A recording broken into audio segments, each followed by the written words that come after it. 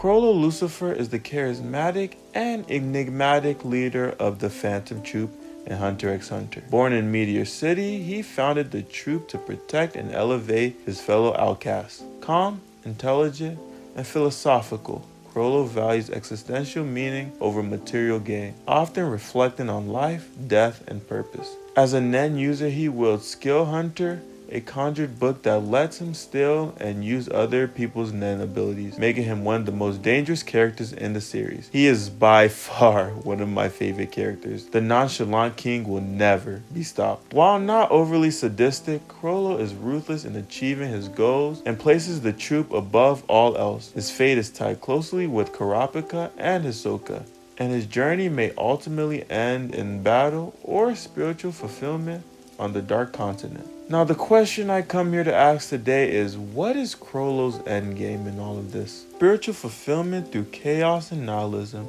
In Chapter 76, Crollo expresses existential thoughts during a conversation with Neon's bodyguard. He questions the meaning of life and death, suggesting he finds spiritual meaning in chaos, not material gain.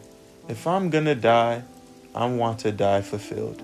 This implies that Crollo may see death in battle, especially against a powerful opponent, as a meaningful end, not as something to be feared. Second, he wants the preservation and glory of the Phantom Troupe. The Troupe was formed from the Meteor City children, with Crollo as the founder. His loyalty to the group is extreme. His primary motivation might simply be ensuring the survival and legacy of the Troupe, even if it means sacrificing himself. In Chapter 357, he mentions fulfilling the role of the leader during his battle with Hisoka, again showing the group's identity may matter more than his personal gain. Next, his longing for the ultimate battle. In Chapter 353 to 357, Crollo fights Hisoka in the Heavens Arena, using underhanded tactics and strategy over brute strength. He seems fulfilled in combat, showcasing a desire to test himself intellectually and physically. This might be part of his endgame, a perfect battle where he neither wins or dies with purpose. After Hisoka comes back to life, the revivery is far from over, hinting that Crollo's end could come from this escalating war. He also embodies the will of Meteor City. In Chapter 103, Zazan's death prompts the Troupe to return to Meteor City and deal with Chimera ants. Crollo's devotion to his birthplace hints at a larger ideological goal to protect or avenge the forgotten and forsaken. This aligns with their violent methods, but roots his motives in loyalty rather than pure villainy.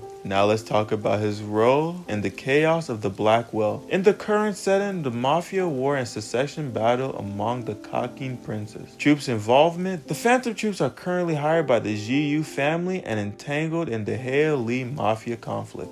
Crollo might use this chaos to protect Meteor City as the Heili threatens them, fulfill his spiritual need for meaning through mass-scale death or confrontation. He might encounter a Nen beast or an ancient being from the Dark Continent and die in battle, which will give him the ultimate fulfillment. Which leads to my final point of him reaching spiritual enlightenment or annihilation on the Dark Continent. The Dark Continent contains beings and elements like Ai, Pap, Brion, and Zobai that far outclass even the strongest Nen users. He expressed detachment from worldly desires, possibly hinting that he's seeking transcendence through death. And in my predictions, I believe that Crollo's story will end a few ways. One, he may choose to fight an unbeatable entity as a way to fulfill his life, or he could become possessed or absorbed by a higher being or Nen curse. And the Troupe could serve as fodder for Togashi to demonstrate how hopeless the Dark Continent is. But I believe that he dies in the Dark Continent arc by a rematch with Hisoka or a final clash with Kurapika. His death will complete his arc in searching for meaning in a meaningless world, fitting for a man whose only joy comes from orchestrating tragedies.